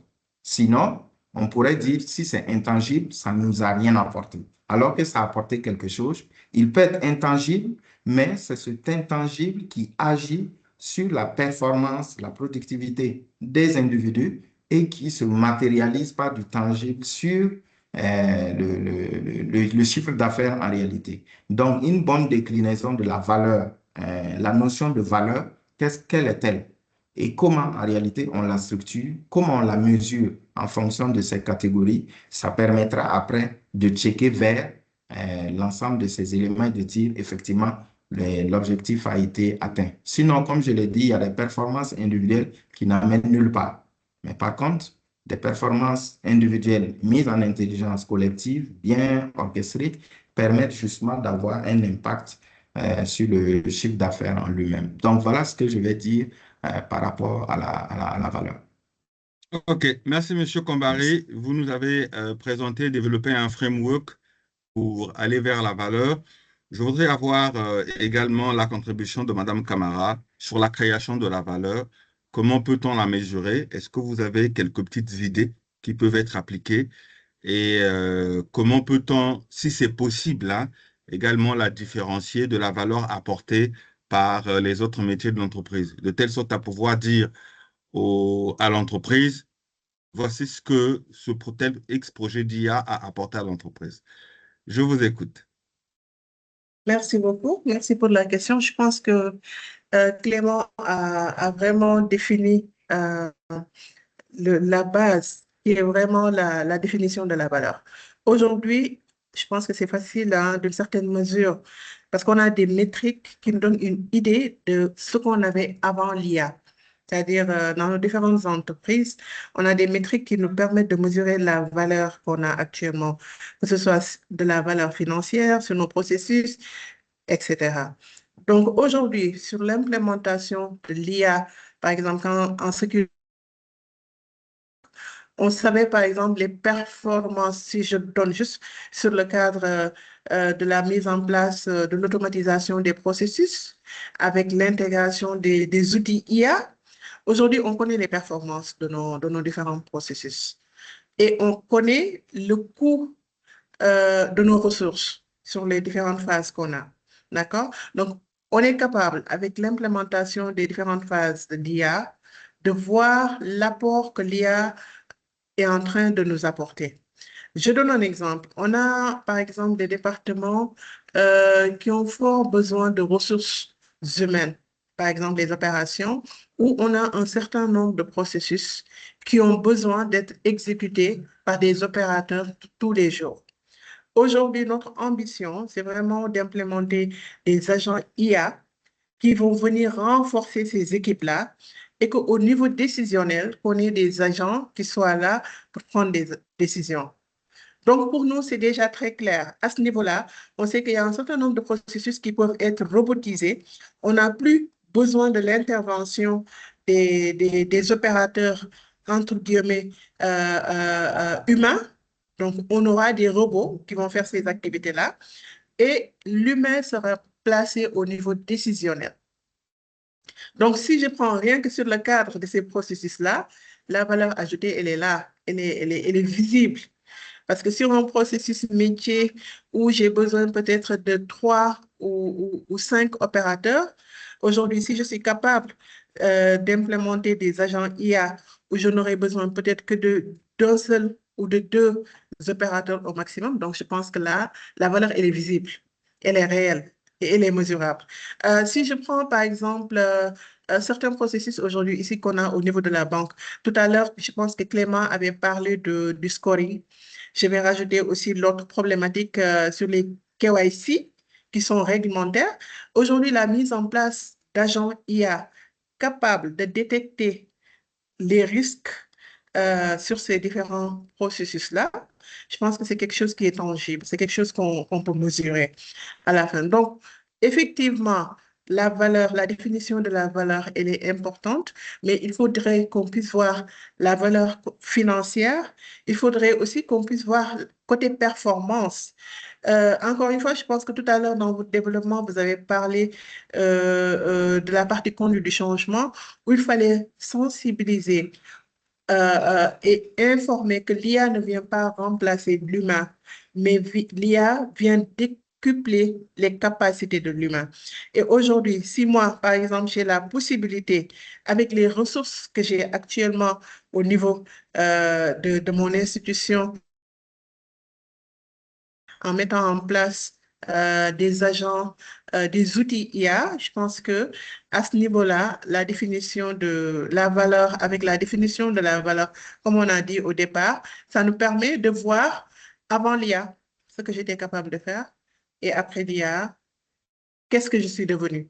Donc, effectivement, les projets, faire aboutir ces projets-là est un challenge, mais encore une fois, si on y va avec une démarche structurée, ne pas se mettre dans le cas où on va être dans la prédiction des POC répétitifs, etc. On fait des quick wins et que la valeur qui est rajoutée, que ce soit tangible, effectivement, il y a une forte valeur ajoutée que l'IA peut apporter, qui peut être financière, qui peut être sur les performances et qui peut être aussi sur la réduction du coût du risque. Donc voilà les quelques éléments pour moi où je peux vraiment mesurer l'apport de l'IA. Très bien, Merci. Madame Camara. Merci pour votre contribution.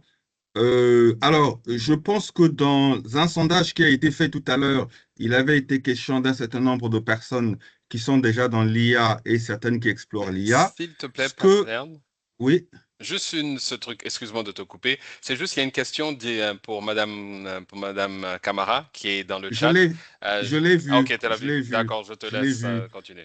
Et cette question va avoir une réponse dans le processus dans lequel nous sommes. Alors, donc, justement, donc je disais que sur ce sujet-là, pour tous ceux qui ont des projets IA, je rappelle, tous les intervenants l'ont dit, que présenter le projet est une chose, mais présenter la valeur que va apporter le projet est une autre chose. Et ces deux choses-là, à mon avis, doivent être liées. C'est très important. En fait, je ne sais pas si vous avez entendu parler du paradoxe de la productivité. Je vous ai envoyé un lien sur un excellent économiste américain qui s'appelle Robert Solow, qui a créé une méthode qui s'appelle la méthode Solow. Depuis 1987, dans l'IT, on a mis en avant ce qu'on appelle le paradoxe de la productivité. C'est une phrase simple, hein. Cette phrase dit, on voit des ordinateurs partout, sauf dans les statistiques de la productivité. OK? Donc, l'IA risque d'avoir aussi le même problème et ce problème a entraîné beaucoup d'arrêts de projets.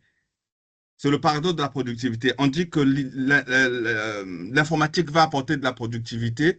On voit des ordinateurs partout dans de l'informatique, mais on ne voit pas leurs chiffres dans les statistiques de productivité. Et pour rebondir sur ce qu'a dit Madame Camara et le président des DSI, Madame Camara, tout à l'heure, elle me dira si c'est bien ça, a parlé d'une technique qui est précise, qui est claire, que je vais rapidement compléter. C'est la technique appelée le touch time. Le touch time est une technique qui existe depuis longtemps d'évaluation de la valeur, et c'est ce qu'elle a dit, qui consiste, par exemple, elle a parlé d'automatisation, ça peut consister à se dire qu'avant l'IA, un employé passait 20 minutes pour rédiger un rapport. Depuis qu'on lui a mis Copilot, si vous voulez, l'IA génère le brouillon en 10 secondes, lui-même passe 15 minutes à réviser. La valeur créée par l'IA là est de 15 minutes. C'est-à-dire qu'un travail fait en 10 minutes se fait en 5 minutes, donc il y a une valeur isolée créée de 15 minutes. C'est une méthode que vous pouvez utiliser et c'est ce dont elle parlait. Je vous partage encore une autre méthode qui est utilisable parce que dans toutes vos deux activités, j'imagine que vous avez des centres d'appel. Il y a la fameuse méthode AB. Et je pense que Mme Camara et M. Kambari, vous l'utilisez dans vos projets IT, c'est que vous déployez les premiers outils IT chez un groupe A et vous laissez un groupe B continuer à travailler comme ils ont toujours travaillé. Au bout d'une période d'un mois, vous ferez la différence entre les deux groupes. Dans un centre d'appel, comme on dit en Côte d'Ivoire, dans un centre d'appel, ça ne ment pas. Parce que le groupe A va traiter par exemple 30% des tickets de plus que le groupe B qui, elle, utilise l'IA et donc qui va traiter un peu plus de tickets parce que l'IA va soit répondre automatiquement à certains tickets, soit va classer automatiquement certains tickets, générer des drafts, des brouillons, qu'il s'agira juste de réviser et d'envoyer. C'est également une méthode qui s'ajoute au framework présenté par M. Kambari, à la méthode de Touch Time présentée par Mme Camara. Vous pouvez également ajouter la méthode AB. Quand vous implémentez vos projets IA, ne donnez pas à tout le monde au début, donnez à un groupe, laissez à un groupe 100 et vous pouvez comparer les statistiques. Alors, comment pourriez-vous, quel est l'enseignement final que vous pourrez partager avec tous ceux qui suivent ce webinaire? Il y a à peu près plus de 75 personnes qui sont connectées. autour des sujets que nous avons développés. Quel enseignement vous tirez? Quelles conclusions vous faites? Quelles recommandations vous pouvez faire en 1 minute? On va commencer par Madame Camara, comme c'est la dernière à avoir intervenu. Je vous écoute. Merci beaucoup. Peut-être que je vais saisir l'occasion pour répondre à la question qui m'a été posée sur le chat avant de conclure. Effectivement, on me demande du coup, le marché de l'emploi des opérateurs est réduit. Dans ce cas, Madame Camara, comment gérer cela? Alors, je vais juste parler de l'analogie entre le stade où on est actuellement avec le déploiement de l'IA et le stade où on était dans les années 2000 avec l'avènement de l'Internet, années 90-2000, d'accord? Donc, si vous vous rendez compte, dans les années 90, on avait des métiers tels que les dactylographes, stylodactylo et autres. Il y a plein de métiers qui existaient avant, mais qui n'existent plus aujourd'hui. Pourquoi? Parce qu'aujourd'hui, on les a remplacés par les outils. L'ordinateur a remplacé la machine à stylodactylo, à taper. Et on s'est rendu compte qu'on est devenu beaucoup plus performant. Et il y avait cette peur de se dire que aujourd'hui, voici mon métier et peut-être que demain, ce métier-là sera effectué par un robot et que je ne suis plus utile. Je ne suis pas d'accord parce que pour moi, les décisions ne sont pas à prendre par l'IA. Les décisions doivent être prises par l'humain. Et aujourd'hui, par exemple, si je prends le cas de notre secteur bancaire, il y a pas mal de choses qui ne sont pas développées. Pourquoi? Parce que la plupart des ressources qu'on a sont centrées au niveau de l'exploitation. C'est-à-dire, on a beaucoup de ressources au niveau du back-office, comme on le dit communément dans le secteur bancaire. Et au niveau front, il y a en tout cas peu de banques qui ont, jusqu'à présent, en Afrique, qui ont réussi à le faire. Au niveau front, le taux, en tout cas, de ressources, si je prends les ressources humaines, le taux qu'on a est très faible par rapport à ce qu'on a en back-office.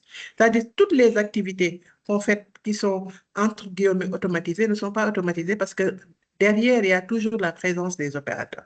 Donc pour moi, ce que je vois aujourd'hui, c'est vraiment les opportunités, les nouveaux métiers qui seront créés par l'IA. C'est-à-dire le métier où on sera là à faire des tâches répétitives qu'une machine peut faire, comme avant, on tapait sur une machine à taper comme on l'appelait. Aujourd'hui, on ne peut plus faire ça avec l'ordinateur et on a vu les performances que ça a amené. De la même manière, pour moi, c'est ce que l'IA va nous apporter. C'est-à-dire, il faudrait qu'on ne soit pas aussi figé, qu'on soit dans cette conduite de changement-là dont on parle. Il faut aussi qu'on soit dans la conduite de changement beaucoup plus globale par rapport au déploiement des outils informatiques de façon générale. Qu'on le veuille ou pas, on l'a vu dans les pays du Nord, qu'on le veuille ou pas, l'IA sera déployée. Donc, du coup, c'est la question, maintenant, c'est de nous poser des questions pour savoir où est-ce que moi, je peux être utile. D'accord? Et je pense qu'aujourd'hui, en termes d'expérience que les opérateurs ont au niveau, si je prends dans le cadre de la banque, nous, l'ambition, c'est vraiment de transformer. C'est de transformer les métiers du bac en front. Donc, aujourd'hui, à terme de ce déploiement-là, ce qui est retenu, ce n'est pas une optimisation. C'est vraiment une transformation. Mais dans cette transformation-là, c'est un développement à notre niveau parce qu'on a ambition de s'agrandir. Maintenant, en s'agrandissant, on a besoin de beaucoup plus de ressources. Il y a de nouveaux métiers où on n'a pas du tout d'éléments. Donc, nous, c'est vraiment l'ambition qu'on s'est donnée. Donc, encore une fois, l'IA, pour moi, c'est une opportunité. C'est là où j'allais terminer. C'est une opportunité de développement pour que ce soit les banques, que ce soit les institutions de façon générale. C'est une opportunité de décupler ses performances. C'est une opportunité de fluidifier ces différents process parce qu'effectivement, tout à l'heure, on a parlé de la donnée, des processus internes. Effectivement, le déploiement de l'IA va nous montrer nos limites et c'est une opportunité au niveau des institutions de pouvoir se mettre aux normes, de pouvoir gérer tous ces problèmes-là. C'est une opportunité pour les différentes institutions de réduire le coût du risque. Le risque aujourd'hui qui est évalué pour la plupart par des humains. Donc, demain, on aura des machines qui vont nous aider derrière. Et encore une fois, c'est une opportunité pour les institutions de se développer. Donc, c'est ce que je voulais dire et je vous remercie. Monsieur Kambari, votre... Merci beaucoup également pour la parole. Donc, je saisis l'occasion pour dire merci également à TNK et à tous ceux qui nous ont écoutés. Alors, en synthèse, nous dirons, nous rappelons et dirons que l'IA n'est pas une technologie unique. Voilà, elle a en réalité, disons, il y a des IA avec des logiques, voilà, avec des risques.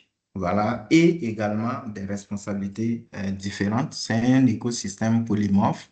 Il faut le voir non comme une menace, mais véritablement une opportunité à saisir. Parce que si on ne saisit pas ça, on va se retrouver en réalité en dehors du train qui a démarré à belle lurette. Donc, il faut y entrer et il faut entrer de la bonne manière.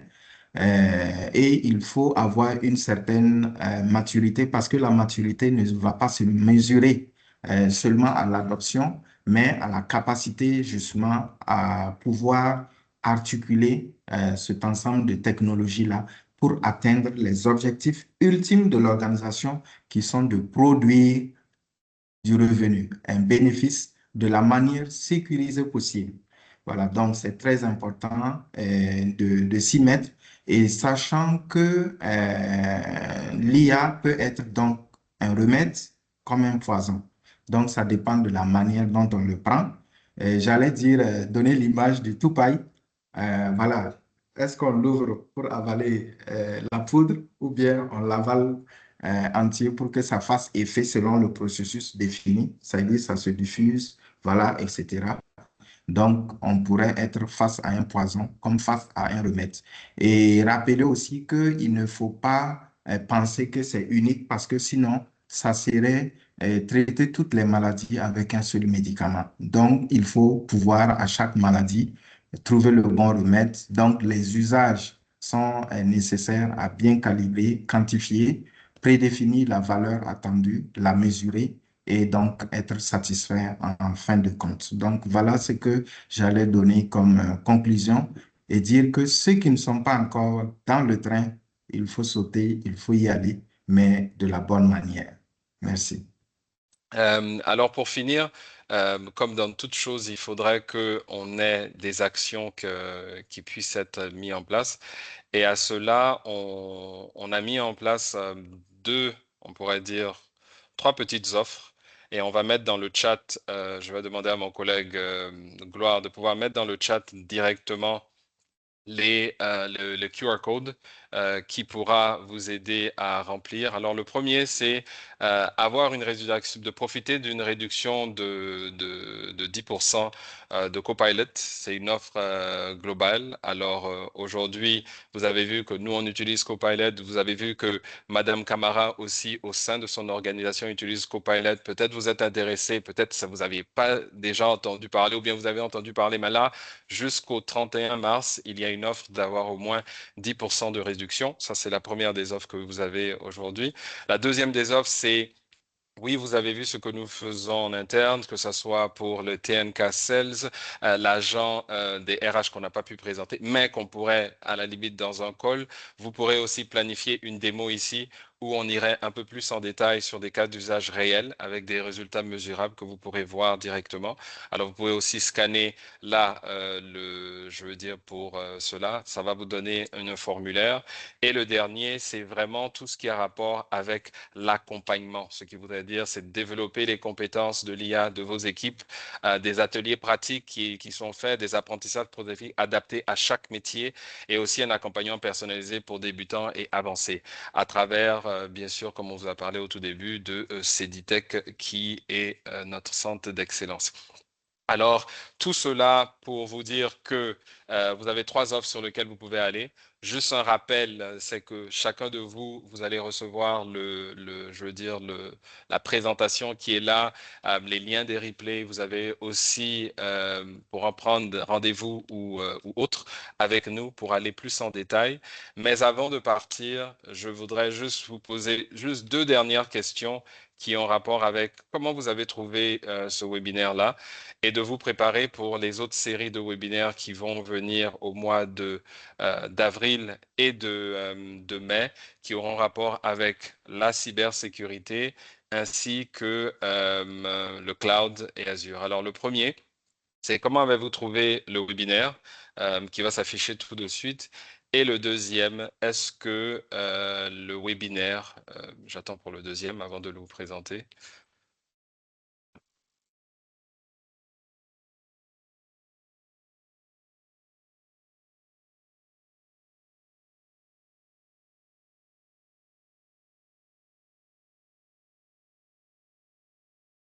Alors, on est dans un 60% dit bien et 40 très bien. Le deuxième, c'est de pouvoir savoir est-ce que ce webinaire a répondu à vos attentes? Alors, c'est la dernière des sondages que nous allons faire. Alors, pour rappel, comme on a dit, c'est que vous allez recevoir par mail le lien, je veux dire, de la présentation qu'on vous a montrée. Vous pourrez aussi avoir accès à ces différentes offres pour que nous puissions faire un accompagnement personnalisé sur l'utilisation à la limite de l'IA et de ce que nous faisons en interne. Alors, comme on a dit, de l'adoption à l'impact, vous avez vu qu'il y a un impact concret à l'intérieur du groupe Transnumérique. Et bien sûr, cet impact-là, on peut le dupliquer chez vous dans vos différentes organisations. Sur ce, je vous remercie encore pour votre temps. Désolé d'avoir dépassé. Et on se dit à très bientôt pour les autres séries de webinaires qui auront le même format de causerie, débat et de plus d'échanges que nous avons eu. Merci beaucoup à chacun. Bon appétit. Pour ceux qui continuent le carême ou le ramadan, bonne continuation et à très bientôt. Et on vous enverra toutes les informations nécessaires. Merci. Merci beaucoup. À très bientôt. Merci beaucoup. Au revoir. Merci. Au revoir.